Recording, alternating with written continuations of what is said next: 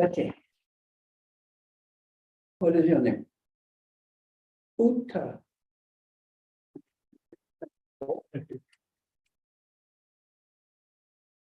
You know who the son of Uttara was? In the Bhagavatam and the Mahabharata. You know? You do know? You want to say or not?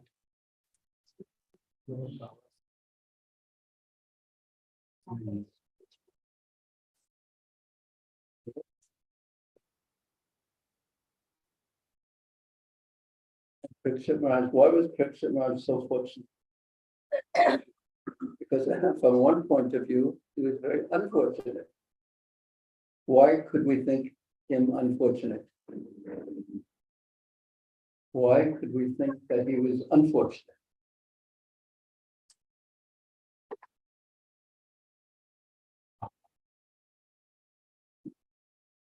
Easy question. Huh?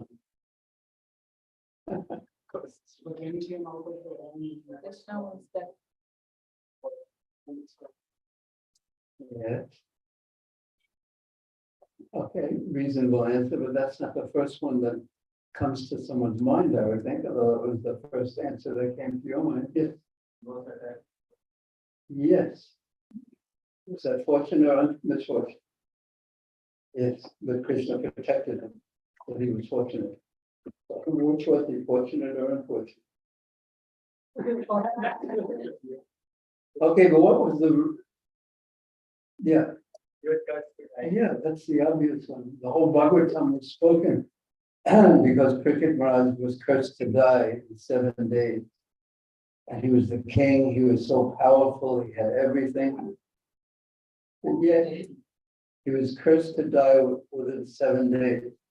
But because of that curse, he gave up everything and asked a very important question. What was that very important question that he asked?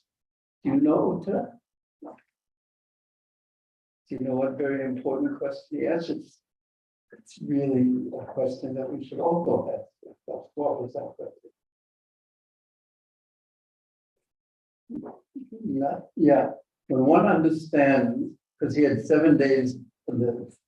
So his question was, what should I do with the remaining days of my life? What should I do with the remaining days of my life? Now, why is that an important question? It's a question that we know is important, but why is it important for us as individuals? Because it's a question that we will tend to push out of the way because we don't want to think about it, because we don't want to do what we should do in the remaining days of our life. Yeah.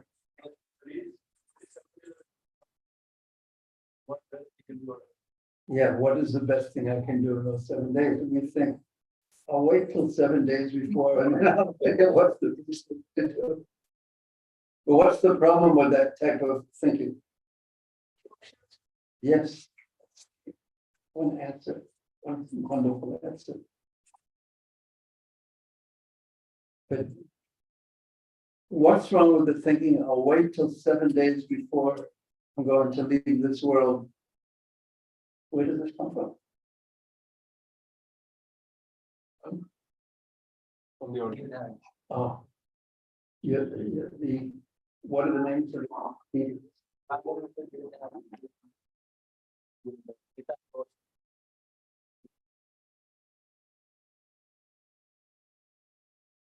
So what's wrong with that type of thinking?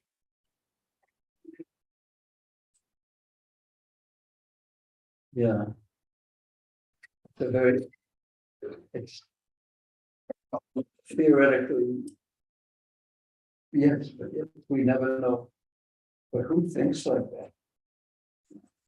Because we are eternal. Let's see who's talking. We'll find out in a moment.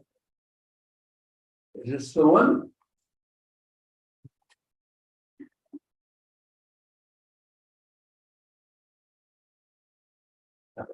Okay, this one over here. Okay. Now going to Ma. Why does a child go to Pa and Ma?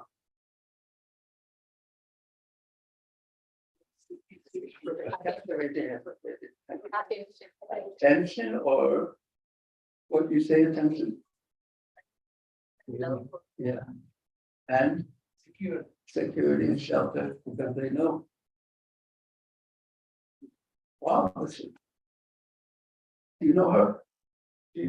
Okay, you moved over.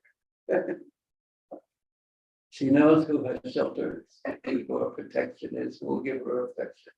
Because I think it's true. We all want some attention, we all want some shelter, we all want some affection. So the question is where the child naturally goes to the ones who give it the child for your affection and attention and shelter. How do we know that the child also wants shelter and protection? Shelter, we say. How do we know that the child also wants shelter?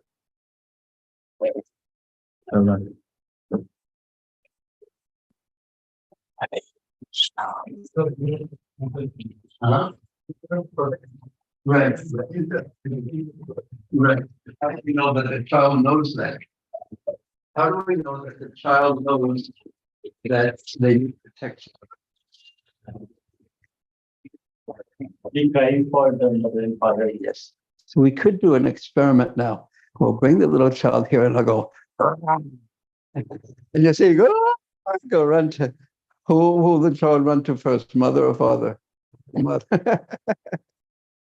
Yeah, because when they become frightened, but where do we go?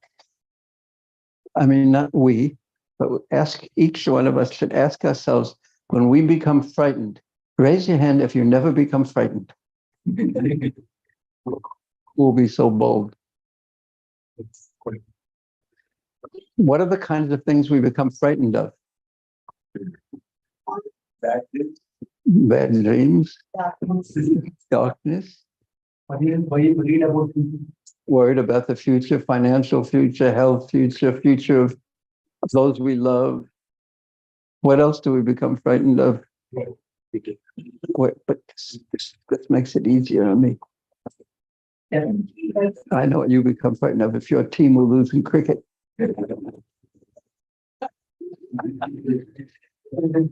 What else do we become frightened of? Yeah, you almost raised your hand. Yeah, didn't you? Or was that my imagination? Future or committing mistakes. Yeah. Fear of committing mistakes. Even the boss, especially the boss.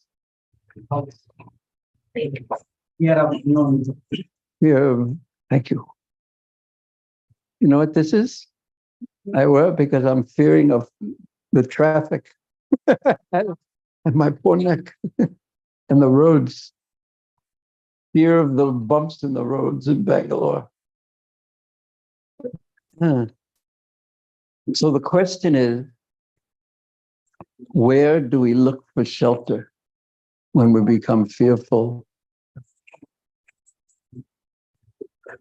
Okay, that's my question, but not one that we raise our hands. But where do you actually go? Where does your mind go for shelter? Does it go to Krishna? Oh, but it wasn't the kind of question that I wanted you to tell everyone else the right answer. But it's a question that we should ask ourselves. And that place where we go for shelter, where the mind actually goes for shelter, it's not when you have time. And this is why the thought that, oh, when I'm older, when I'm close to passing away from this world, when 7 days before I leave, then I'll take shelter of Krishna. The problem with that is that the mind will often refuse to do so. And I've seen it. I've taken care and been with many people who are leaving this world. And when it's a slow process, it's so, you think that, oh, what I want to do is just hear and chant about Krishna. But even there's so much pain in the body often that just turning on your side and turning over, and then, or getting your teeth brushed, or using the bathroom, or using, or just eating, everything is so difficult and time consuming. So it's actually very difficult to find time to hear and chant about Krishna in the last days, because the body is giving so much trouble. You can't be, and especially these are the kind of things that the young ones really shouldn't hear. So you go like this, because it just tells about, the difficulties of life. And we prefer with the young ones to emphasize how to use everything in Krishna service. But I've seen it, that that's turning when just before the soul, or even a few days before the time when the soul is leaving the world, it becomes very uncomfortable in the body. And no position is comfortable. When you're lying this way, then after a few minutes, you want to turn this way and you can't do it. You have to have someone turn you this way. Has anyone ever seen that with elderly or sick people? You've seen it already. You've seen it already too. Where did you see it? My father's aunt. Yeah. Yeah. How old were you? I think I was 9. Yeah. So that very deeply, it affected you. Yeah.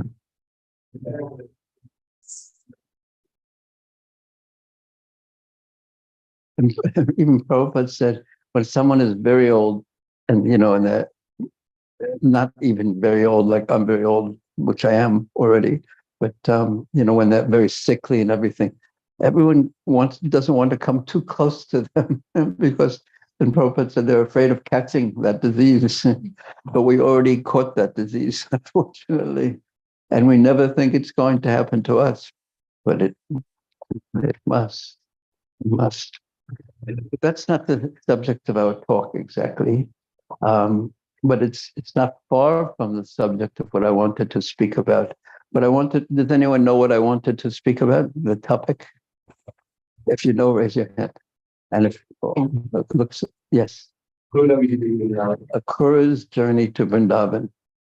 Now, Akrura was a relative of Krishna's. He was his either uncle or great uncle. He was in the Yadu family, and Kamsa was in charge of Mathura district, and he was very powerful, and he was a demon.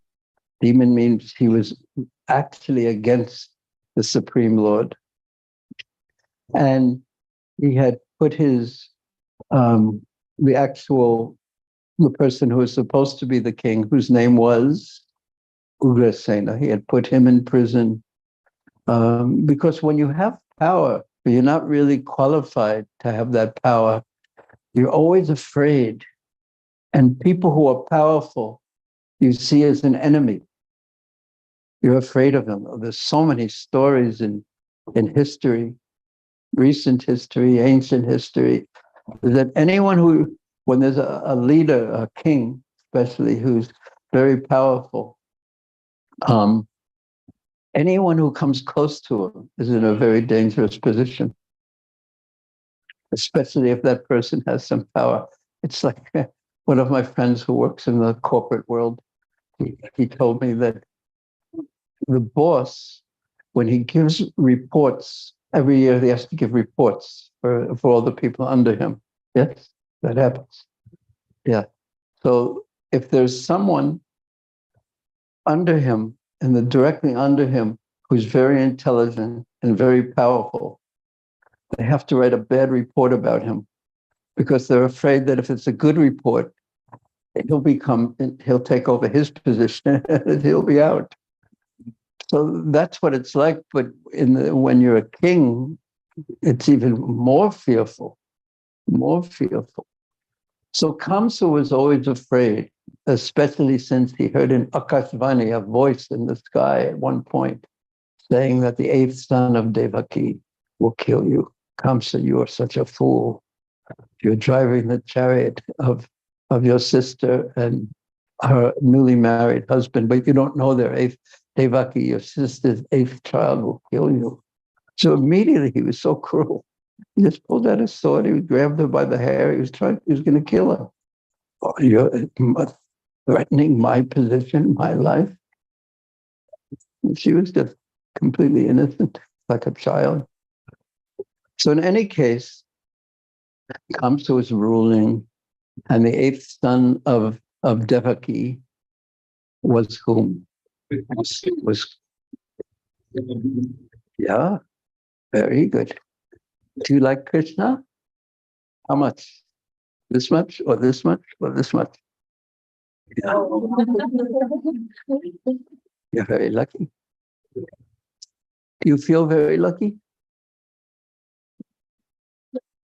So at one point, Kamsa, on many points, Kamsa had sent many of his friends who were all asuras also, who were powerful but quite demonic. He sent them to kill Krishna or kill the children in Braja. And then at one point, Narada Muni decided we have to end this very soon. So I'm going to tell Kamsa the truth about what happened. Now, Narada Muni is very, very interesting person because he often does this. He speeds up the lila. And it looks like he's causing trouble, but actually he's actually making the lila occur in a more wonderful way. So in the 36th chapter, this one day, Narada came to Kamsa. And listen to what he told him. In one verse, the 17th verse, he said, Yashoda Sutam Kanyam, Yashoda's child was actually a daughter. And Krishna is the son of Devaki. And he is the eighth son. And Rama, Balaram, is the son of Rohini. And out of fear, Vasudeva entrusted Krishna and Balaram to his friend Nanda Maharaj. And it is these two boys who have killed all your men. So he was fearful, Kamsa was fearful, and then Narada Muni just left. He said, just wanted to tell you something. I have to go right now, I have another appointment. And Kamsa became furious. Well, he didn't quite leave. And he immediately, he lost, because when you become angry, your mind becomes so powerful that you lose control of, you just do things when you're angry. Has anyone ever experienced anger? And that way, and you do something, and then when they, do you get angry sometimes like that? Yeah. Could you get angry now so we could see? But when someone is very, very angry, you just want to move away because they're capable of anything. And Kamsa became so angry. And who was his anger mostly directed towards? Who was his anger mostly directed towards at this point? Vasudeva. Yes. And he immediately, again, the thought comes up, he's ready to kill Vasudeva. But Narada Muni, he said, no. You have to be more intelligent. If you kill Vasudeva right now, Krishna will find out. Nanda Maharaj will find out. And then they'll take him away and hide him, and you'll never be able to find him. And he's the one who you have to be afraid of. Oh, Narada is also very intelligent. Oh, yes, that's right. So instead, he made a plan.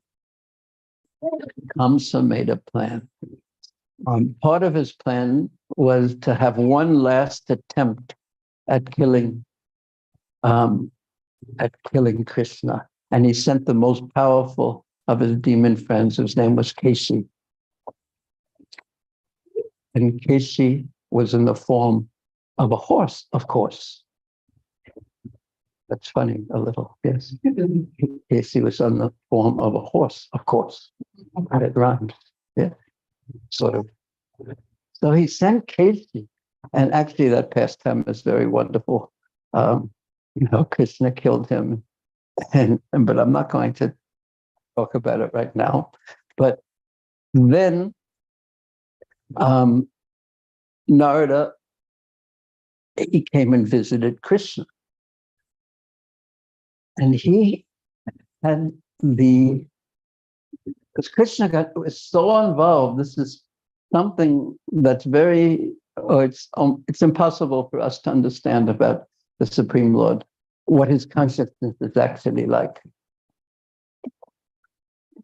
So he has the ability, due to the love, especially the love of the residents of Vrindavan, to become so absorbed in his pastimes, in the leelas, in the loving exchanges between himself and the residents of Vrindavan, in the sweet atmosphere of Vrindavan, that he forgets his position as the Supreme Personality of Godhead.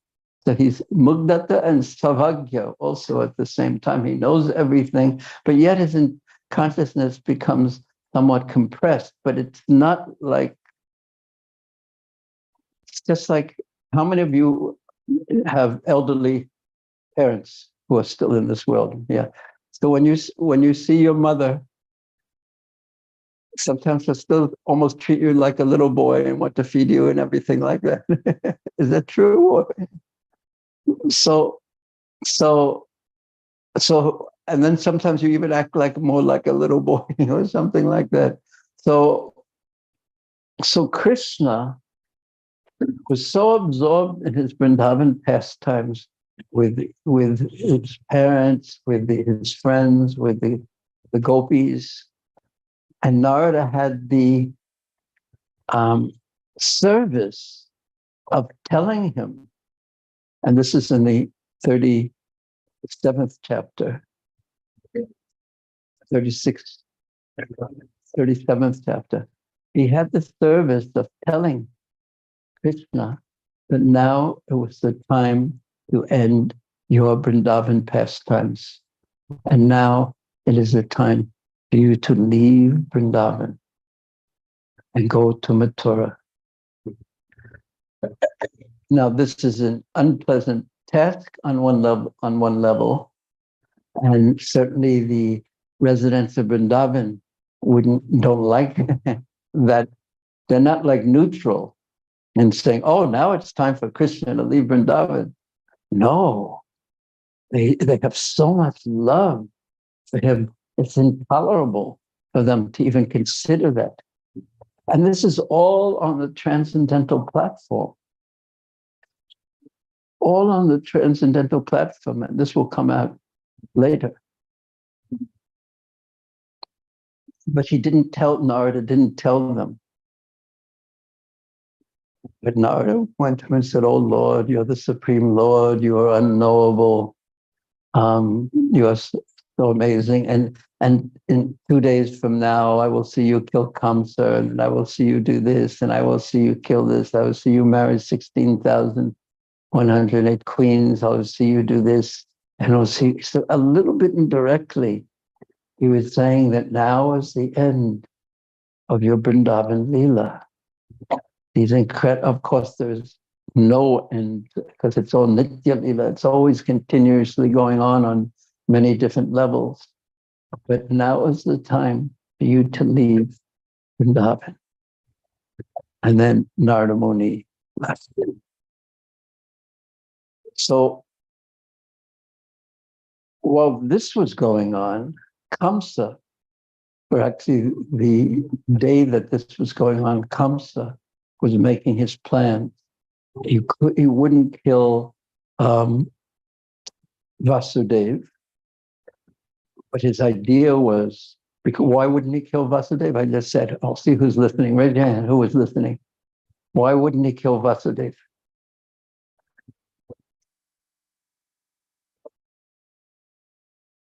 You remember? Do you remember? You didn't raise your hand, but yes. Okay. Raise your hand if you remember why he wouldn't kill Vasudeva. Okay. Because, why? Narad Muni was telling him that if you do that, then Nanda Maharaj will get to know and then hide Krishna. And he'll hide Krishna. So Kamsa, thinking that he was very intelligent, thought, I will bring Krishna to Mathura, and there I will have him killed. Now he's going to do something quite, in my opinion, unusual, but he made a plan. His plan was, how am I going to bring Krishna to Mathura and Balaram to Mathura? I'm going to hold a big festival, a Dhanojagya, a big festival where on the worshiping Lord Shiva, it was actually this dhanura, this bow, was this huge bow. It was so big it is compared to Indra's bow. What does anyone know what Indra's bow is? Rain. The rainbow. Yeah.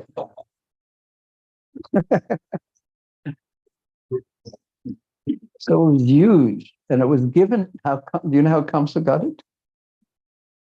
This bow. Do you know? Do you know? You think you know? Yes.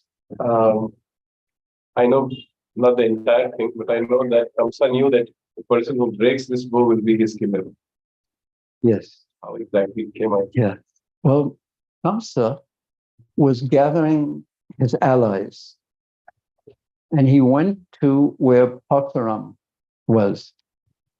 And Parsaram, and he went to where, and he was so powerful. There was a hill that Parsaram was living. So he lifted it and put it down, and lifted it and put it down, and lifted it and put it down. And Parsaram became very angry.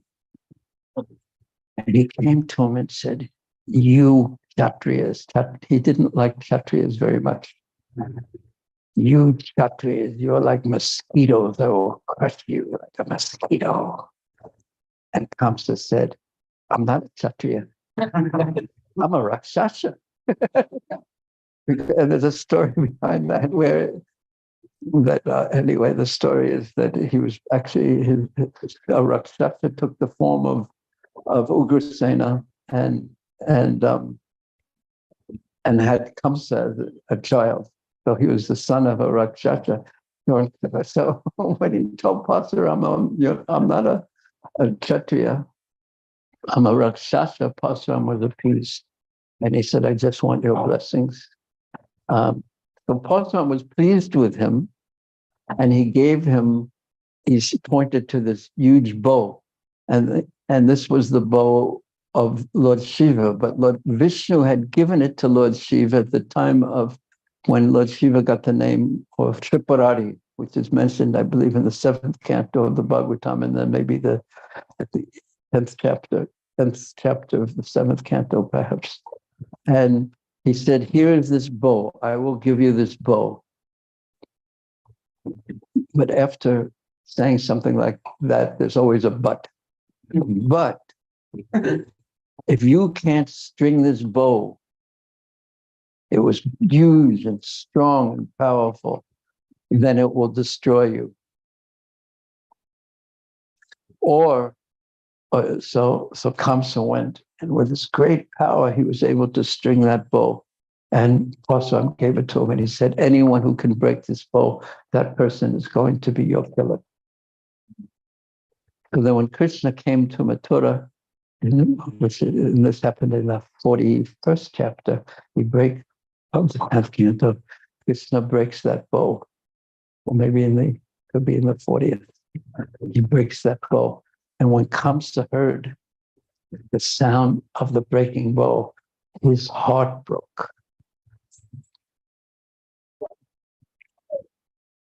knew that his death was near, but he was going to fight to the. If he at that time went to Krishna and said, "Krishna, I'm sorry for like killing all your brothers and putting your father in jail. Please forgive me. I did something foolish." If you would have just gone to Krishna, I sent so many people to kill you, but I really shouldn't have done that. If you would have just been a little humble, then there would be a happy ending for him. But instead, he became more and more, I am more determined, I will kill Krishna. So he held this big Dhanajagya, a big festival, and part of that was just to lure Krishna to come. Do you like this story? It's not frightening for you? You know who's going to win? Yes.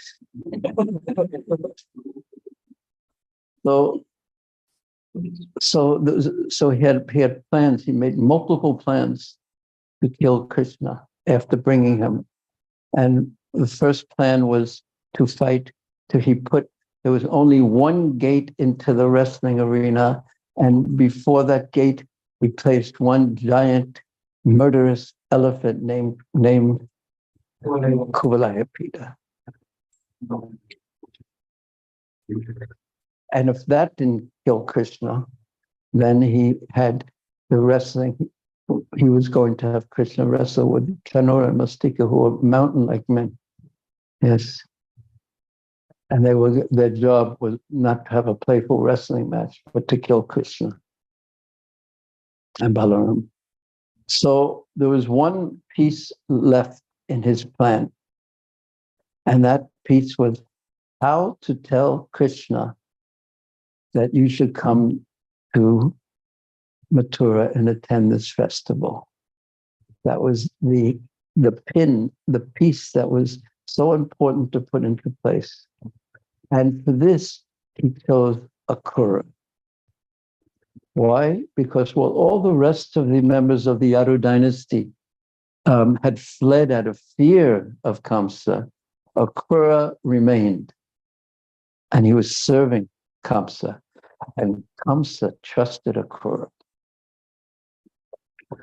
So he invited Akrura to his place on an Ekadasi.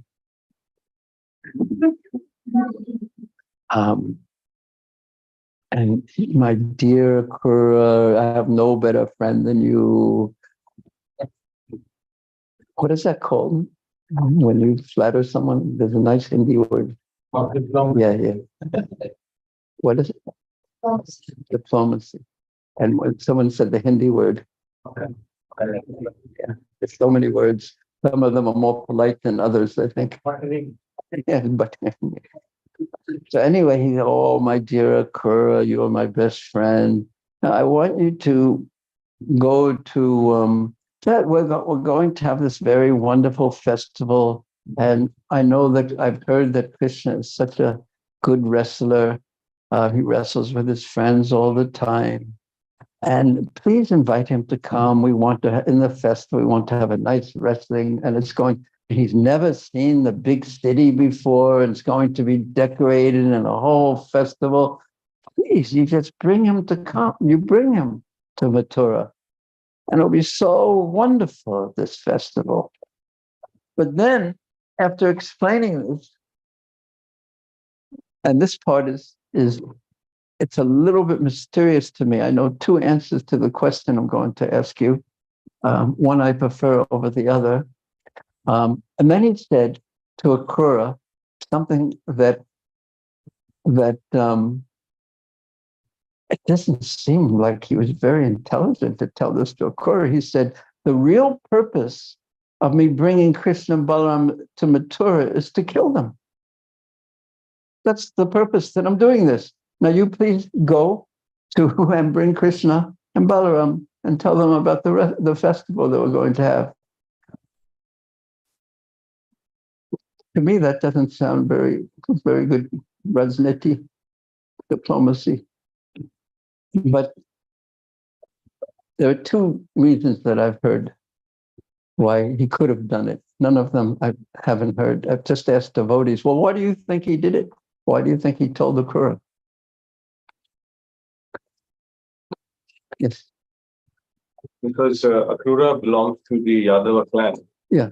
Yadavas were tormented by Kamsa. So all Yadavas internally wanted Kamsa to die. Yes, but why did Kamsa tell Akrura? So when Akrura will come to know finally Kamsa is going to die, that will motivate him very nicely to go and get them. Yes, but why did Kamsa tell Akrura? I mean, that was true, that Akrura was very motivated to bring them, because when he knew that Krishna is going to come, he knew what was going to happen, and he was eager to do this because it knew it meant the death of this demon. But why did Kamsa tell him? He's the uncle of Krishna. So he didn't want to speak a lie or something. Why do you understand my question? Why in the world did he do that? Maybe because when Akrura would feel that he's confiding a such a secret to me and getting in the confidence. Yes, but that was the wrong secret. I had to tell him if you wanted to keep do you tell your secrets to like that? If you have a secret plan, of course you would never have such a secret plan like that. But if you did, would you tell? Yes. Probably he was trying to bribe him that he will give him the head of Vrindavan to him. He might make him. If Krishna and another is there. Perhaps. I never heard that one before. Yes. So Akrura will go to Vrindavan, no one will approach there and Yes, that's why he chose Akrura. But why did he tell him his real plan? That was my question. I thought about this, and I've heard because one reason was he completely trusted Akrura, which doesn't make very much sense to me, because after all, he was a member of the Yadu dynasty, and Krishna was a member of the Yadu dynasty. So the reason that I think is most reasonable, which may not be accurate, is that he was afraid. And sometimes when you're very, very afraid, you just blah, blah, blah, blah, blah, blah, blah, blah. You just talk anything, you just start speaking what's on your mind when you don't know what else to do. That's what I think. But anyway, he did it. Kamsa told Akrura, and Akrura responded, and this is at the end of the 36th chapter of the 10th canto. He responded by saying, your plans are very good, but really, we never know the result of our plans. It all depends on the Supreme. But by saying this philosophical truth, he wasn't saying what was really in his mind. Kamsa was saying what's in his mind, but Akrura wasn't saying what was in his mind. What was in Akrura's mind was, yes, your plan is this, but my plan, and what I know is going to happen, is when Krishna comes to Mathura from Vrindavan, he will be the cause of your death. So the very, all night long, and this is the beginning of the 38th chapter. All night long, this was the Ekadasi. Akrura talked about Krishna. He went to his home. The 36th chapter ends with Akrura entering his home. And our acharyas say that all night long he talked about Krishna and thought about Krishna. And therefore, in the first verse of the next chapter, of the 38th chapter, he is called Mahamati. That means he's very, very great-minded, because he thought and talked about Krishna all night long, continuously. Did you have a question? Okay. Does anyone have any questions at this point? Because we're now ready to start the actual chapter. Any questions? Yes. if they hear that Akrura is devoted to Krishna, he doesn't he didn't figure out that Akrura is devoted to Definitely, he didn't figure that out. And he also didn't figure out that Akrura was really plotting for his death, Kamsa's death. And that was what was on Akrura's mind. So he didn't know that. So in the first, the first verse of the chapter, which really begins Akrura's journey, after passing the night, Sukadeva Goswami said, after passing the night in the city of Mathura, the high-minded, Mahamati, Akrura, mounted his chariot and set off for the cowherd village of Nanda Maharaj. And I think Srila Vishwanath Chakravarti Thakur explains that Kamsa gave Akrura a new chariot to bring them. And that because he thought that, they're young village boys and it's like a young kid getting a new fancy car or something like that to ride in. So, and Akrura, on the other hand, thought this is really good. So that that Krishna and Balaram won't be riding in Kamsa's old chariot, Kamsa Prasad. He was very happy that they would have something new to ride in, and not something that had been used by the demon Kamsa. So he set off for the cowherd village of Nanda Maharaj, Prayayo Nanda Gokulam. He set off for Nanda Gokul. Now I have some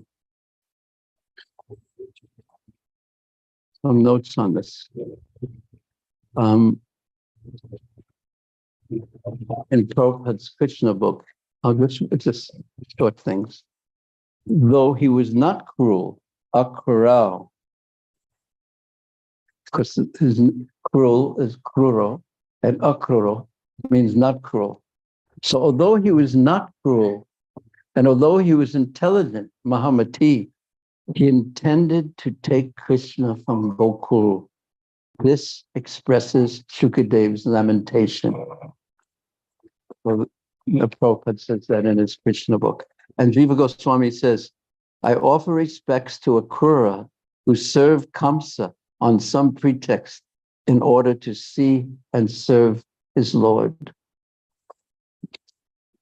Krishna became eager to go to Mathura when he heard from Narada that he would kill Kamsa. Sukadeva did not want to relate how Krishna would leave Vraja, since it was a cause of distress. It would cause distress to the people of Vraja. Thus, he simply dwells on the devotional qualities of Akrura. So there's so many levels going on. So here, Akrura is seen as a great hero because he's going to facilitate and indirectly cause the killing of Kamsa. And Kamsa was such a great demon, and he was afflicting the Yadu dynasty, and they had all left Mathura. And yeah, so on that side, he was the greatest hero, and he was doing it all out of his devotion for Krishna. He wanted to see Krishna. He wanted to have the vision, the darshan of Krishna in Vrindavan. So that's one side. So he's being glorified in that. But yet there is another level. And the other level is that he was going to take Krishna from Vrindavan, and that was going to be the cause of transcendental distress and transcendental separation from Krishna by the residents of Vrindavan. So Sukadeva Goswami, in that mood, sympathizing with the residents of Vrindavan, is feeling sadness and lamentation when he's speaking this verse. That is what Srila Prabhupada said. The second verse. As he traveled on the road, the great soul, Mahabhaga, he is called very fortunate. Why? Because he was going to see Krishna. He felt tremendous devotion for the lotus-eyed Lord. So he was actually a devotee of Krishna in the mood of Krishna. He knew that Krishna was the Supreme Lord, Govardhana Vishnu. But yet, he also saw the sweetness of Krishna, not only the power of Krishna. And because of his great devotion, he was going to see both the power of Krishna and the sweetness of Krishna, his lotus eyes and his lotus form. So this will be described in his prayers. So he knows both. Very interesting. And we'll speak about this a little later. He knows the power of Krishna, or something of the power of Krishna, or Krishna's most powerful position. And he also knows that not only is Krishna powerful, but especially in Vrindavan, he's so sweet also. So he felt tremendous devotion for the lotus-eyed personality of Godhead. Bhagavati ambu lekshane bhaktim param upagata evam etera chintaya. And this is what he was thinking. And thus he began to consider as follows. Now, this begins Akrura's thoughts. From the 3rd verse to the 23rd verse is Akrura's thoughts as he's going into Vrindavan. And here is where these instructions, or Akrura's own instructions, become very important for us. Because he is going to Vrindavan. And that, of course, is wonderful. But there can be many, many, many reasons why he or others go to Vrindavan.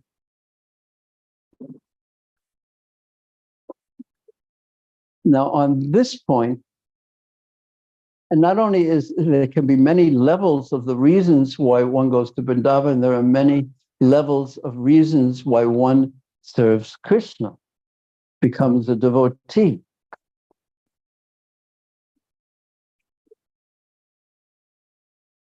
And the residents of Vrindavan, they only have one reason why they love and serve Krishna, why they do their bhakti.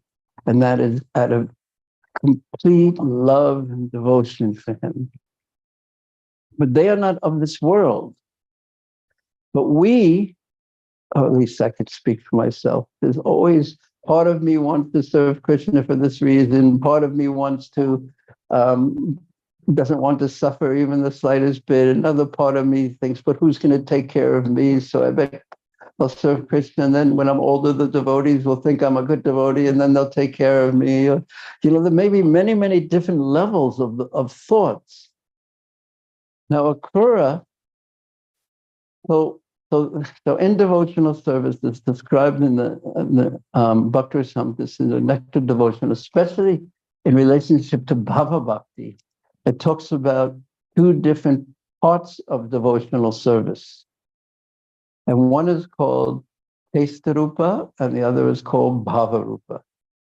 Testa-rupa means the activities of devotional service. So what are some of the prescribed activities of devotional service? Raise your hand. Yes. Yeah. Yes. Okay. Very, very good. And what is some of the practical things that we do on that level? Yes. Deity worship. Another? You didn't raise your hand. Visiting the temple and taking darshan, offering bhoga, some things that we do at home, maybe.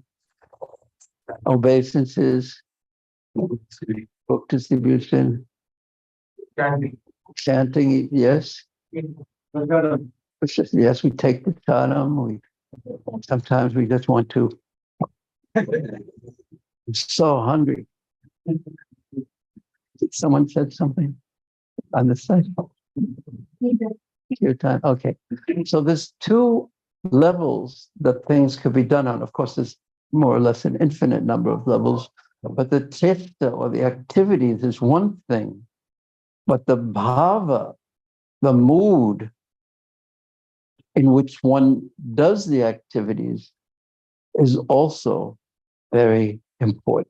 In one sense, we could say on one level that it's the most important, but we don't want to say it's the only important thing because we have to do it on whatever level we are, and that will purify us. But yet, we want to increase the depth and the purity of our bhava. Now, I have a segment, a small segment of Prabhupada speaking about this. This was in Mayapur in 1976. I was here.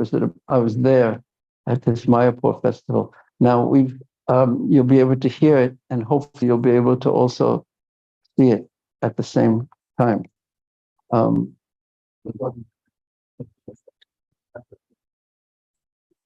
Prabhupada was speaking to the devotees.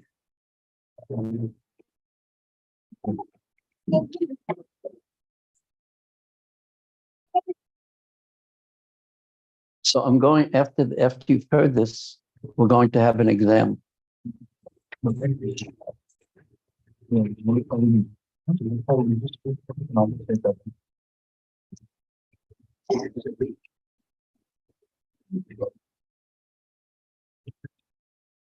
Ready? We're almost there.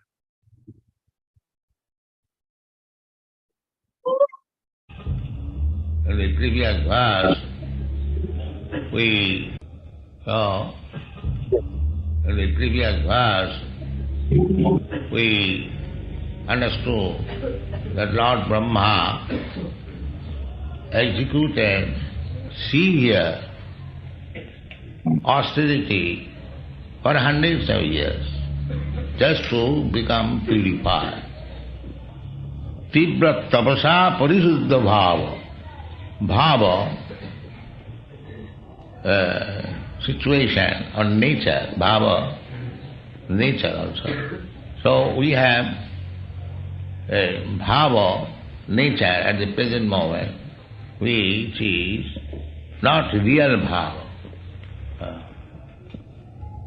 We have acquired this bhava on account of long years material association. But this bhava can be changed. That is spiritual. Sri Rupa Goswami also says bhava, and another place in Bhagavad Gita it is said Buddha bhava samannita bhava. So, at the present moment, we have got a bhava. I am this, I am that. I belong to this family, I belong to this nation. Bhava is ecstasy, and everyone is overwhelmed with such kind of ecstasy. The politicians, they think that we are simply wasting time in chanting and dancing. They have no sense how to improve the position of the country. They do not like, because they are in different bhav. But we are trying to change that bhav. The bhava must be there. The whole Krishna consciousness movement is to purify the bhava. Bhava, that is stated here. Parisuddha bhava. We are not negative-hating everything. We are simply changing from material bhava to spiritual bhava.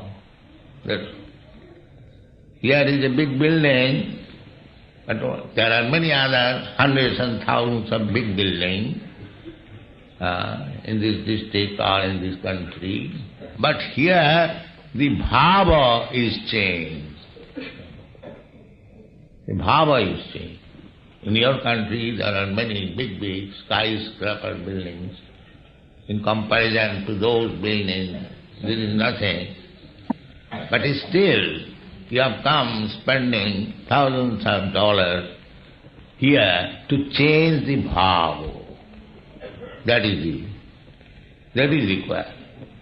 Otherwise, the American boys and that, you have no business to come here to see this big building. No. To change the bhav. That requires. That is very important thing. So, sarvopati vinirmuktam tat paraktena nirmalam rishikena rishikesam sevanam bhakti richati. Rishikesha sevanam. Bhava is bhakti means to change the bhava. At the present moment, we are in a different bhava. It has to be cleansed, parishuddha bhava, prakishta rupena, or parishuddha, clarified, cleansed bhava. We have nothing to reject. Simply, we have to change the bhava. Buddha bhava samannita. Aham sarvasya prabhava matta sarvam pravartate iti matya bhajanti mam Buddha bhava samannita. Buddha, those who are intelligent, Buddha. Bodha means intelligence, knowledge. And Buddha, those who have got knowledge. So this is knowledge. Brahma, Lord Brahma began austerity to change the bhava. He is the first created living being. How much great he is, but because he came into this material world, he is coming from Vishnu, Atmajoni. Not only Brahma, every one of us, we are coming from Vishnu. Every one of us, like the small sparks of fire, we are coming from the big fire. That's a fact. But as soon as we come to this material world, that quality, fiery quality, extinguishes. Therefore we have to revive the fiery quality, change of bhava, parishuddha bhava. Where's your exam? That's a question. What do you remember? But on a different level, what struck you about Prabhupada's words here? Raise your hand if you could say something. We'll see who we call on.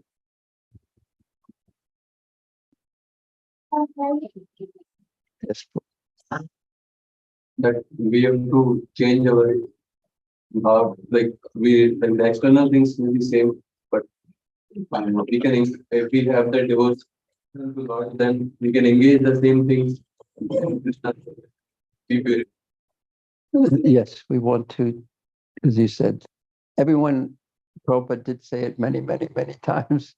We really want to change our mood, our bhava in relationship to the material energy, etc. We want to purify it.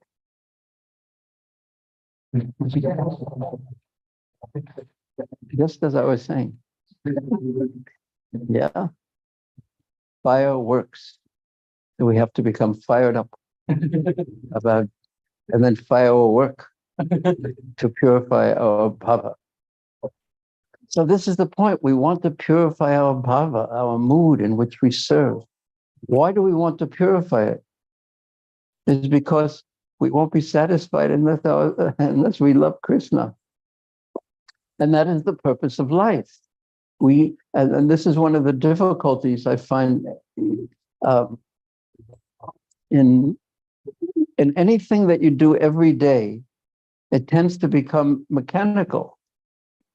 Say for myself, the chanting and seeing the deities. I mean, sometimes I could go and see the deities and offer my obeisances and everything. And then someone will say, "What color were the deities' dresses today?" And I said, "What? Dresses? They were wearing clothes? Oh, I don't see anything. I just see my own mind." So we tend to live in our minds and live in the universe of our minds instead of living in the universe of Krishna. And that's not very satisfied. The mind is a perverted reflection of the spiritual world. Each and one of our minds is a perverted reflection of the spiritual world, in the sense of, in the spiritual world, the center is Krishna. He's the center of this great bubble of existence of the spiritual world. And in my mind and everyone's mind, I'm the center. So there's a world where it has a central figure, but the reflected mind of a conditioned soul imagines himself in the center, and unless we change the bhava of our activities gradually or quickly, unless we change the bhava, then we will not. Of course, we won't advance in spiritual life, but we also won't be happy in a simple way. That's what will satisfy the soul. So Akrura's journey to Vrindavan is seen on two levels, but with a purpose. He was going to personally see Krishna. And when we're going to Vrindavan, and Prabhupada will say this at the end, the physical, spiritual Vrindavan, Bowman Vrindavan, or any holy place, or even to the temple, or even when we chant on our beads, we want to have our mind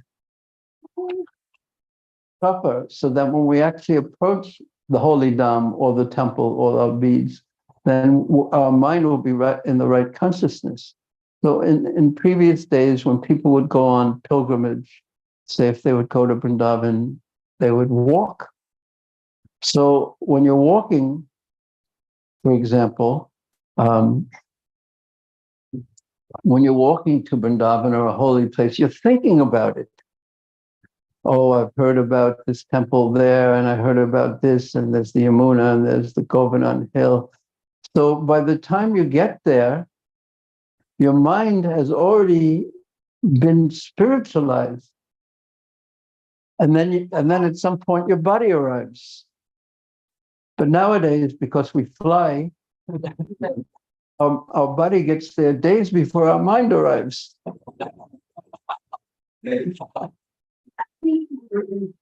Usually, I've seen this, and so often devotees, they get to Vrindavan and they think, I can't believe I'm really here. And of course, we're not really in Vrindavan, but it takes a while for the mind to arrive. So on one level, this is instruction on how to prepare the mind to enter a holy place. But on another level, it's how to prepare our minds to actually become purified and use our life while we're performing devotional activities to actually arrive at Vrindavan in Bhava Rupa, not only physical. Yeah. So that's actually what we're going to learn now. We only have 2 days of classes more. But so I may have to go a little quickly. I will have to go a little quickly to get through it. The material, either that or I'll just go slowly and enjoy the ride, and then wait till next year or something like that, and then finish it, or just quickly give a brief ending, tell you what happens. But he's going to tell us by his personal example what we have to do to purify our bhava, our consciousness, our mood, so that we actually get the result that we want through performing our activities of devotional activities. Okay, what I would like to do is, we actually have some minutes. I could read a little more, but I want to see if there's any questions about, yes, Paul. Yes, Like with the Baba Prabhupada mentioned, yes. the Baba and consciousness is the same or is the different part? I'm sorry, because I want to make sure I understand exactly what you mean. Here Prabhupada mentioned Parisuddha Baba. Yeah, purifying the Bhava, very purified. Yeah. So normally we talk about conscious also. Consciousness. Mental consciousness, spiritual consciousness. So is Bhava and the consciousness is the same or is it different? Well, there's the word Bhava, as Prabhupada said, has many meanings. And one of the meanings is a particular level of Krishna consciousness that Srila Rupa Goswami describes in Bhakti Rasamrita, Nectar of Devotion. And there's sadhana bhakti, and then there's bhava bhakti, this is how he describes it, and then prema bhakti. So bhava bhakti is a perfect state in which one has given up the shelter of the external energy and has gained the shelter of the internal energy, but it's not yet prem. So it's called prem ankur. It's first sprout of prem. That you have the shelter of the internal energy and you know who you are eternally. Then you have to perform a sadhana on that level to actually attain prema bhakti. So that's one meaning. But here, Prabhupada is talking about purifying more or less the mood in which we do our service. And that's why he says, we've come here so far. Why? And at that time, it was only Americans and a few Europeans. Why have you come so far to this land of Sridham Mayapur? It's not to see the big buildings, like when you go to a big city, you want to see, wow, look at this, with the lights and flashing and on and on. But rather, we've come here to purify our bhava. So what does purification of bhava, our mood, our consciousness mean? It means detachment from matter and attachment to Krishna. So that's the level that's being approached here. And how to do it is what, at least some elements of it will be described. Does that answer your question? Okay, thank you. Any other questions? Yes, Paul. So generally entered Bhava is the association of the pure devotees of the Lord. So it is something wondering like how come Akrura, instead of it associated with a wicked person like Kamsa, maintained his pure devotion to Lord Krishna, because that is slowly revealed while we progress. So it is something amazing. How did he maintain his pure devotion? You have a boss? How do you maintain your devotion? Is your boss nice to you? Anyway, turn off the recorder. I want to get you in the show. All IT people have bosses. Yes. And the bosses want more and more and more from them. And whatever you do, generally, they're not satisfied with you. So how do you maintain your devotion? So for that reason, we come to the association of devotees to keep our enthusiasm. Yeah. So that's why Akrura was so eager to go to Vrindavan to see Krishna. They were hearing about Krishna, and this comes out in the prayers, his words and thoughts. He was hearing about Krishna. He knew about Krishna, and of course, he was on a different level of devotion than me. That's not the recommended process to associate with demons and and somehow or another maintain your consciousness. But he was still entangled in that. And this comes out in his thoughts. But his mood was to serve Krishna, fixed in that. Even though I'm serving Kamsa, really I'm serving Krishna. So that's what you have to do. That's the only way to maintain it. Not be external. Not be fixed on the external platform only, that I have to please my boss, even though that's the difficulty about having a boss. Naturally, you really feel like you have to please them. And you become fearful of not pleasing them. So that's the danger, that the level of our consciousness stays like that. So, but yet inside we have to, if we want to strengthen our Krishna consciousness, we have to deepen our desire and somehow use the external situation in the service of our internal desire to please Krishna.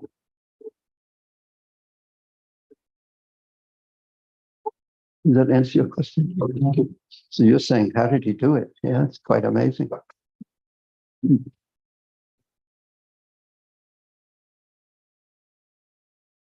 There's other examples too of people who did it. You have a question? Yes. Yeah, why did Kamsa run after Krishna? Why did he try to kill Krishna? Why did he want Krishna to come to him? To kill him. Yeah, why did he knew that Krishna was about to kill him anyway. Why did he call him? Why did he invite the danger? Because he thought he was very clever. He said, I will outwit Krishna. I will set the, let's say, trap for him. That once he enters this trap, he'll be dead. And the final part of the trap was he himself, who was so powerful, he would kill him. That was the last resort. But he was arrogant and he was fearful and he was a demon. He was envious by nature, envious of the Supreme Lord. I'll never surrender. He's killed so many of the people I sent, but I'll never surrender to him. Never. I'd rather die fighting than surrender to him. That is the demonic mentality. And there are people in this world who are like that. And there's sometimes parts of me who are somewhat like that too, unfortunately. I trust myself. I won't trust anyone else. I'll never just surrender and trust Krishna, God, the Supreme Lord. That's demonic mentality. So why does a demon act like a demon? From the point of view of a devotee, we can't understand why do people do that? Why do they build nuclear weapons? I was hearing Prabhupada speak about the best minds, the scientific minds. What do? They build these incredible weapons. And what's the purpose of the weapons? To kill everyone. Why do they do these things? You can answer that question, or I answer another question. Yes. No. Yes. When you said that point, why scientists are building these nuclear weapons, I was hearing lecture where Prabhupada was saying, anyways, everybody is anyway going to die. Why to accelerate everything with? Yeah. It's really difficult, but I have this. Yes. Just let me think about that. He said, what's the credit? Yeah. Maybe we heard the same lecture. Yeah, everybody is anyway going to die. Why accelerate the death by building a new? Yes, and then why do we give them so much credit? Yeah, okay, good. Nobel. Yeah. Yes, what was your question, Prabhu? This is a personal question. Yes. Very happy and very inspired when I heard that out of the lecture. Yeah, myself also. I'm very inspired to see how scrutinizingly and not at a superficial level you are hearing Prabhupada's lectures. I'm unable to do that. What does it take to go deeper into the books of Srila Prabhupada, and especially the lectures of Srila Prabhupada. How to, what's the secret?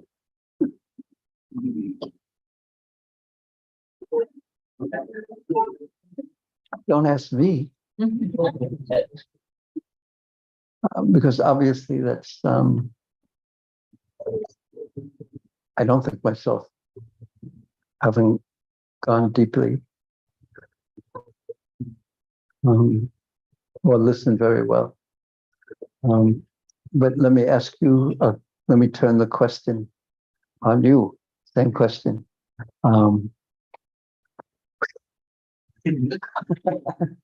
What would it take for you to read more deeply and to hear Prabhupada's lectures more deeply? I'll try to answer. In order to hear Srila Prabhupada's lecture, Don't answer theoretically.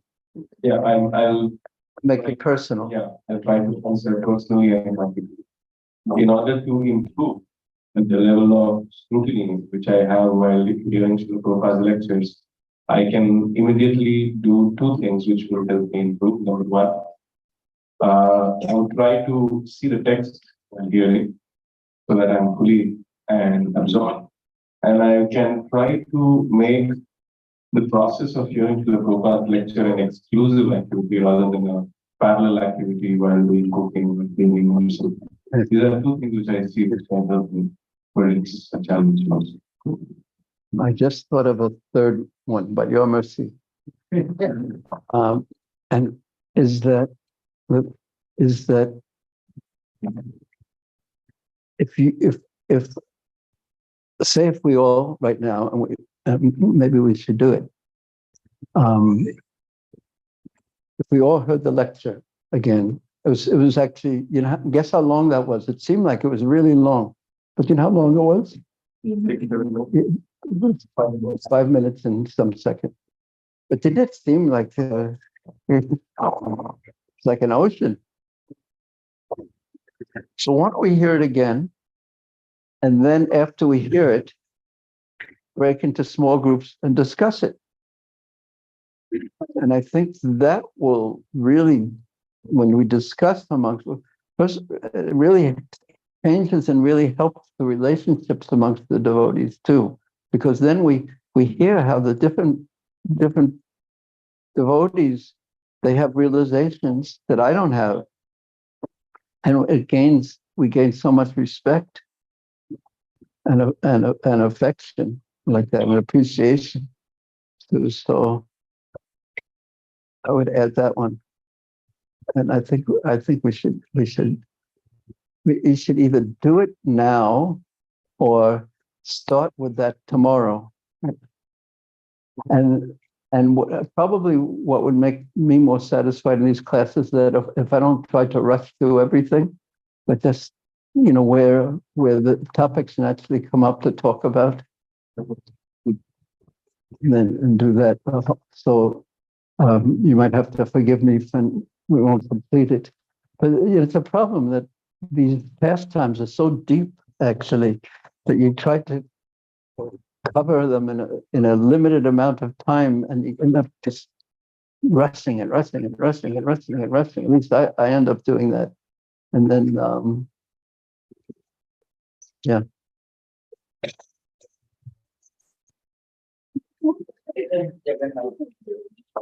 What did he say? What about Bhurijan?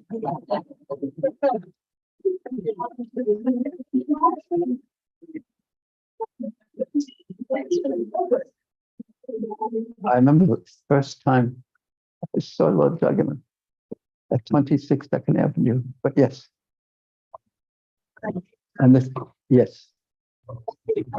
So my question is, Prabhu, when Narada went to meet Krishna, Yes. that I want to see you killing Kamsa and the No, he didn't say, I want to see you. He said, in 2 days, I will see you do this. And later on, I will see you do that. He told and Krishna was feeling happy after hearing what Narada said, right? So, his mood shifted. yeah. So why didn't Krishna has the capability of knowing the future, right? Yes. Why did he have to hear from Narada if he could already know what's going to happen? Well, he- there's, that's why I described it with this when Krishna is in Braja, he has two aspects of his consciousness. One is called Mugdata, which means compressed, more or less. And the other is Sarvagya, which means he knows everything.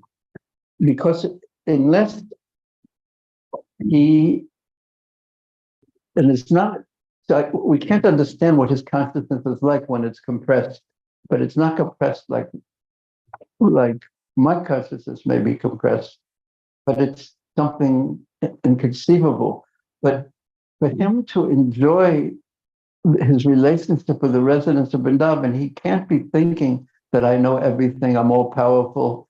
At any moment he could do that, he could be like that.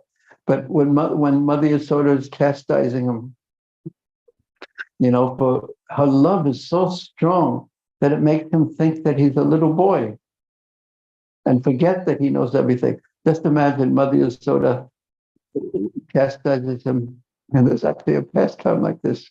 And he's chastising, why did you steal the butters?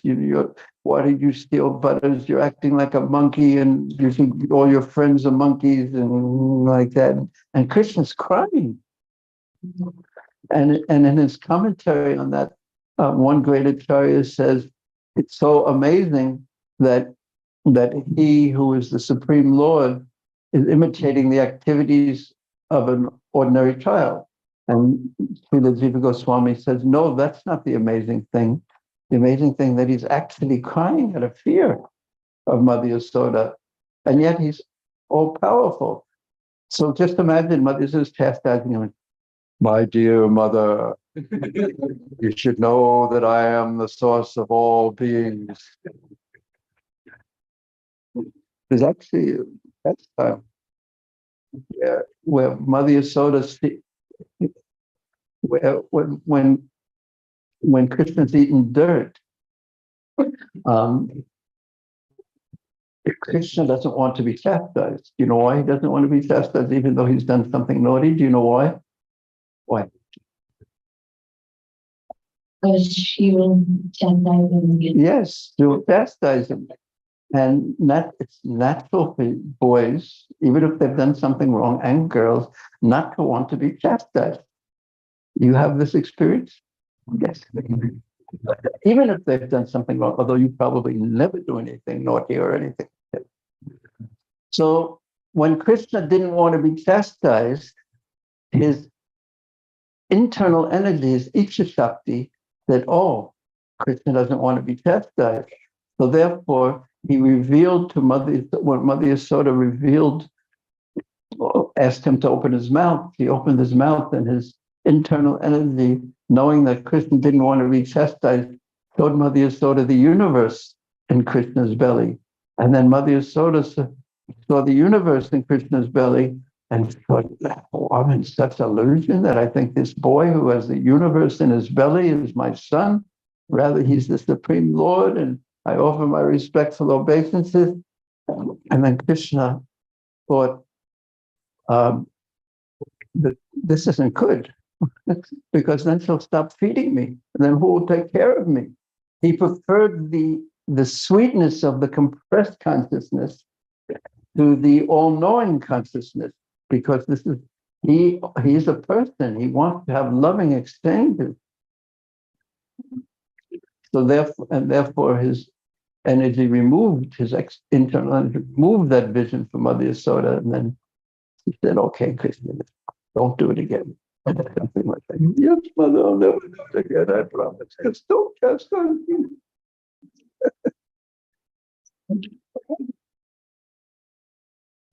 We have last question, because I don't want to end too late, otherwise you'll get back to your homes late, and then you'll think, do I have to come again tomorrow? Yes. Hare Krishna, Prabhu. My question is related to the lecture. At one place, the Prabhupada mentioned that we are the path which is coming from a biggest fire.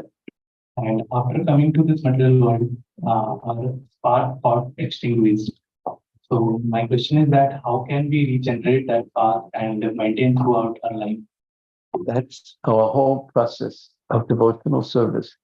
How does the spark regain its fiery quality? It's by associating with fire. So we have to associate with the internal energy, Krishna's spiritual energy, by hearing and chanting, etc. But the better our bhava is, the more quickly it will occur. Did I answer your question? Almost good. Yes. So polite way of saying no.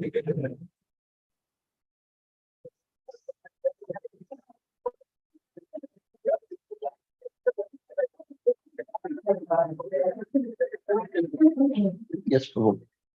So many times we know that what is correct or not, but our mind having cheated propensity, so that we can't convince ourselves that what is we are doing is wrong.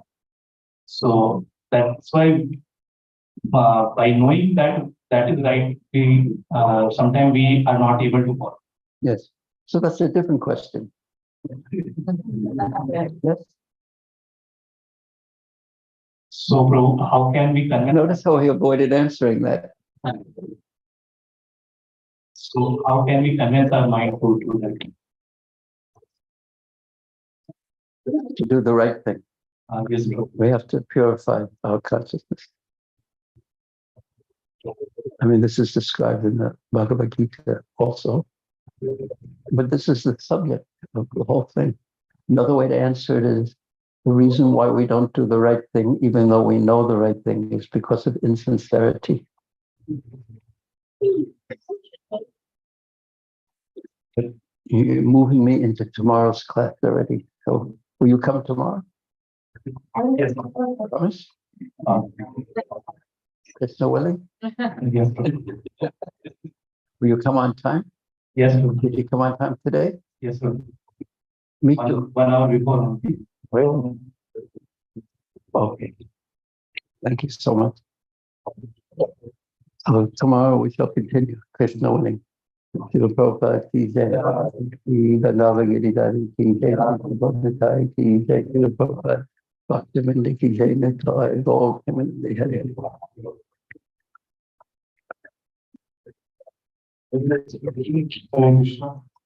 So we take this opportunity to welcome and also